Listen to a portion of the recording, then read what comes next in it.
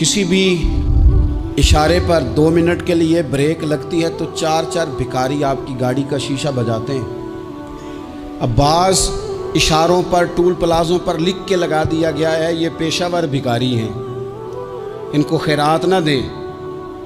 लेकिन मेरा सवाल ये है कि उन सारे भिखारियों को एक जगह पे खड़ा करके पूछना किसने है कि तुम भीख क्यों मांग रहे हो? उनके घरों तक उनके साथ किसने जाना है? कौन आदमी है जो जाके उनसे कहेगा कि जनाब तुम क्यों खैरात के लिए खड़े हो, तुम्हारी मजबूरी क्या है? क्या रियासत की, हुकूमत की, ताजर की, मालदार की, तगड़े आदमी की ये ड्यूटी नहीं? उन तक रसाई किसने हासिल करनी है? वो बेवा जो पिछले साल दरवाजे पे ज़कात लेने आई थी वो इस साल भी आई है। वो खातून जिसे पिछले साल आटे का थैला दिया था वो इस साल भी आई है। वो खातून जो पिछले साल 4 बच्चों को साथ लेकर के छोटों को आई थी वो आज भी उसी तरह कशकोले तलब दराज किए हुए है।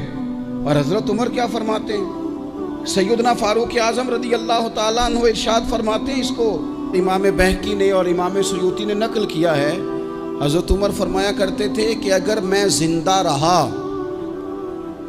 तो इराक वालों मैं तुम्हारी बेवाओं के लिए ज़रूरत का इतना सामान कर जाऊंगा कि बीबी जब तक ज़िंदा रहेगी किसी की मोहताज नहीं होगी। उसके लिए इस तरह के असबाब पैदा कर दिए जाएंगे कि उसे हाजत नहीं होगी। उसके लिए मुस्तकिल बुनियादों पर उसके अखराजात देख कर उसके लिए एहतमाम कर दिया जाए।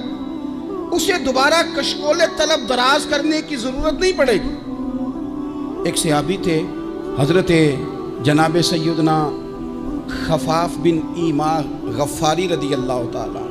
इन्होंने बड़ा किरदार अदा किया था मैदान उहद में, इन्होंने और इनके साहिबजादे ने। तो इनकी बेटी एक दिन हज़रत उमर के पास आई।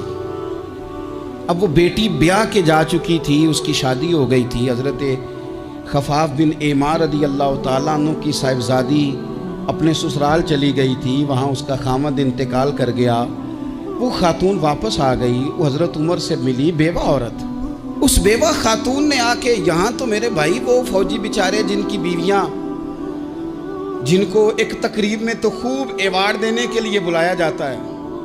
मैंने यतीमी का वक्त गुजारा है, मुझे पता है कि 2-4 महीने लोग आके कहते हैं कोई हुक्म होया तो 10 आ जाए। फिर जब 1 साल गुजर जाता है तो फिर लोग कहते हैं 4 भरा ने काम क्यों नहीं करते।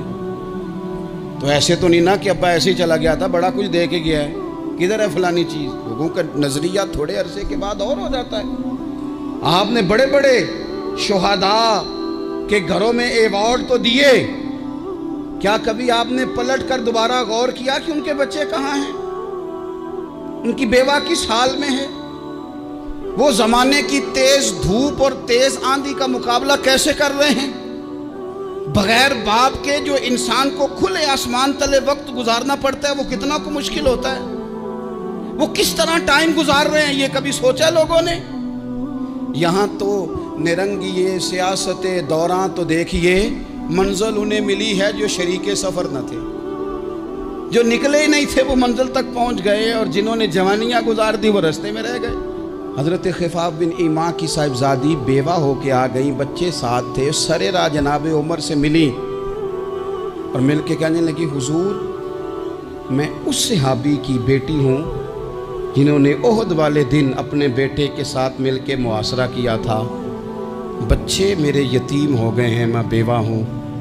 हज़रत फारूक आज़म रदी अल्लाह ताला अन्हु ने फ़हरिस्त नहीं मांगी, ख़र्चे की डिटेल नहीं मांगी, तुम आना फलाने से मिलना, परसों 9 बजे आ जाना दफ्तर, ये कोई बात नहीं की। हज़रत उमर गौर से खड़े उस बेटी की बात सुनी, छम छम सैयदना फारूक की आंखों से आंसू गिरे, दौड़ के घर गए, एक ऊँट निकाला, वहाँ से माले गनीमत का माल के भर के 2 बोरियाँ, और बोरियों में क्या था? चांदी भी थी, नगदी पैसे भी थे, कुछ ज़रूरत का सामान भी था, गल्ला भी था। 2 बोरियां भर के ऊंट पे रख के खुद लगाम उस बेटी के हाथ में थमा के का पुत्र सामान भी तेरा है, ऊंट भी तेरा है।